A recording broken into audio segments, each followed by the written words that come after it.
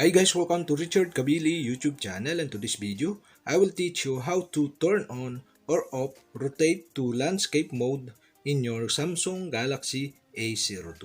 And okay guys, but before we start, kindly subscribe to my YouTube channel by pressing the subscribe button and the bell to notify you if I have new videos. Okay guys, let's start.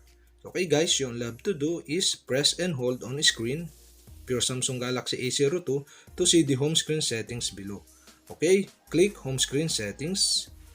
And okay guys, here in home screen settings, okay, you'll have to do is scroll down to see the rotate to landscape mode. And okay guys, if this enable, rotate to home screen automatically when your phone orientation change. Okay, you'll have to do to enable or to turn on the rotate to landscape mode is switch on the switch button on the right side.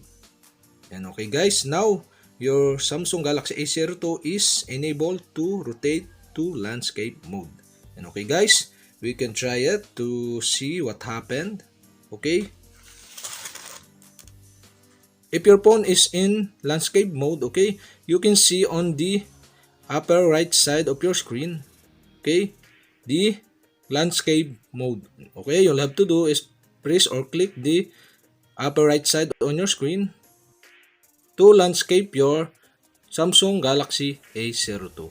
And okay guys, to disable or to turn off the landscape mode, okay, you'll have to do is press and hold on the screen. And you can see the home screen setting below. Click this and scroll down. And okay guys, now you can see the rotate to landscape mode is turn on or enable. And okay guys, you'll have to do to turn off or to disable the landscape mode, okay, you'll have to do is turn off the switch button.